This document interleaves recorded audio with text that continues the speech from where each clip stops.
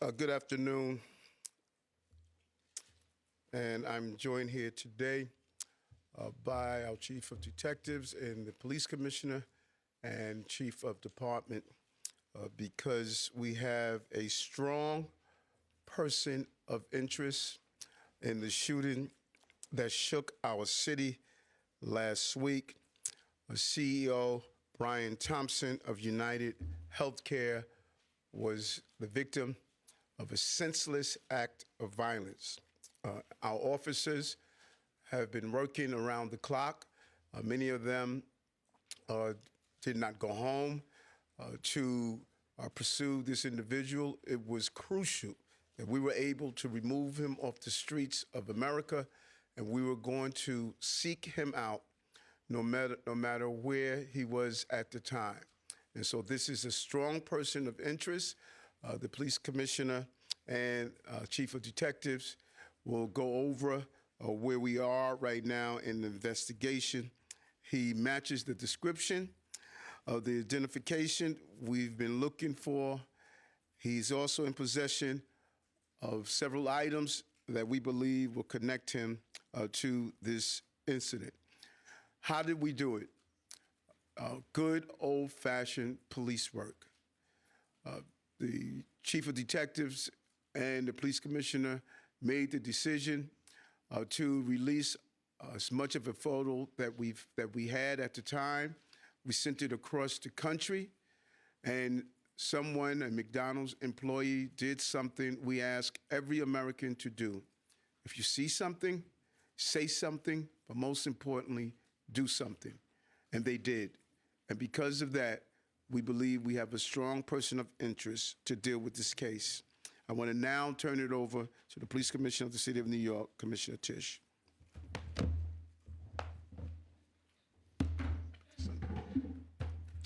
Thank you, Mayor. Good afternoon, everyone.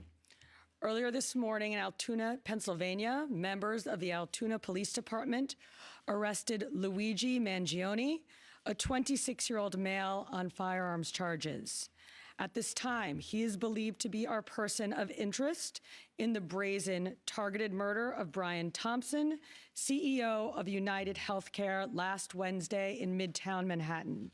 The suspect was in a McDonald's and was recognized by an employee who then called local police. Responding officers questioned the suspect, who was acting suspiciously and was carrying multiple fraudulent IDs as well as a U.S. passport.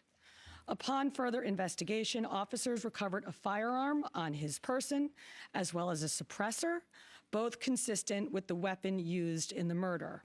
They also recovered clothing, including a mask consistent with those worn by our wanted individual. Also recovered was a fraudulent New Jersey ID, matching the ID our suspect used to check into his New York City hostel before the shooting incident. Additionally, officers recovered a handwritten document that speaks to both his motivation and mindset. NYPD detectives are en route to Pennsylvania as we seek to interview the subject further. This apprehension is thanks to the tireless work of the greatest detectives in the world, and of course, the strong relationships we have with our local law enforcement partners. On every level, local, state, and federal, we all serve the same public safety mission. And this case, which captured the attention of an entire nation, is another example of how connected we are and how important it is to work together, share information, and pursue every lead. For just over 5 days, our NYPD investigators combed through thousands of hours of video, followed up on hundreds of tips, and processed every bit of forensic evidence, DNA, fingerprints, IP addresses, and so much more to tighten the net. We deployed drones, canine units, and scuba divers. We leveraged the domain awareness system, Argus cameras, and conducted aviation canvasses.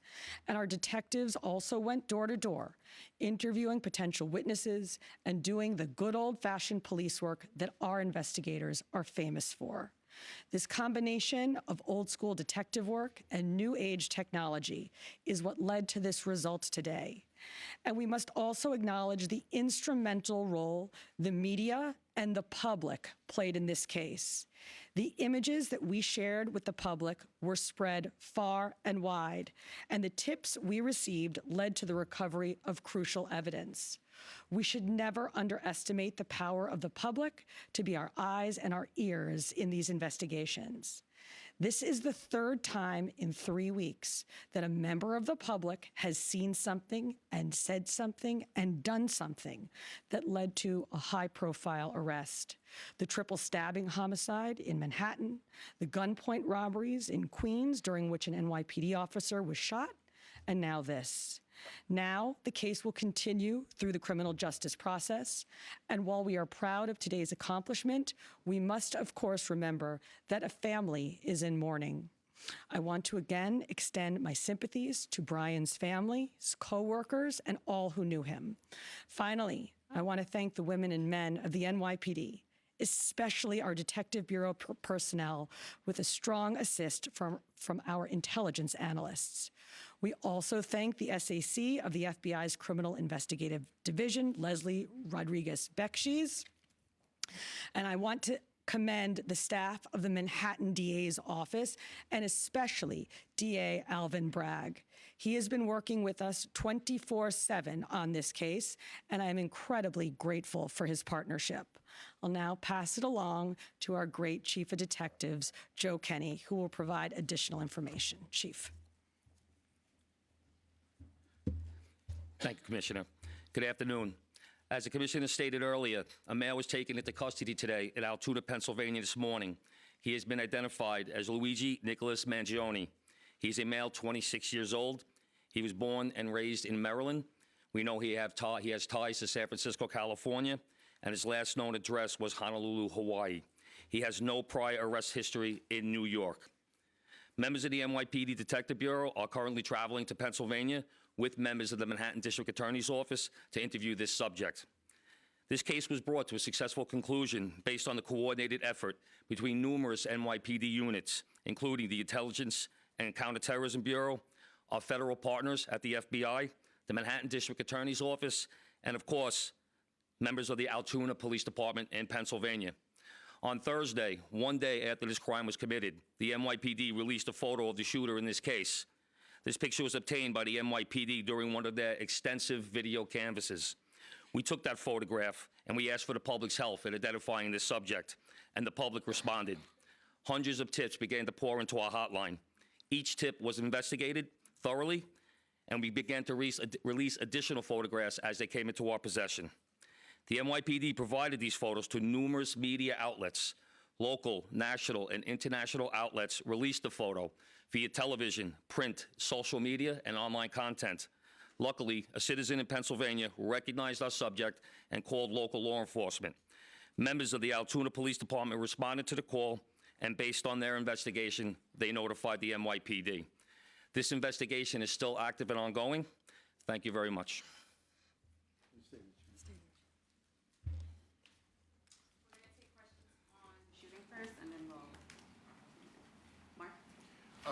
I had a couple of questions about the document that he was found in possession with. Can you go a little bit more in depth about those motivations that you mentioned? Was that CEO specifically named in that document? Was there anything more about him wanting to go after others? And also in that document, was there any indication that explains us how the level of detail that he went into killing him? Like, is there anything? Like I said, that document is currently in the possession of the Altoona Police Department as part of their investigation. But just from briefly speaking with them, we don't think that there's any specific threats to other people mentioned in that document. But it does seem that he has some ill will toward corporate America. Over here, sir. MJ?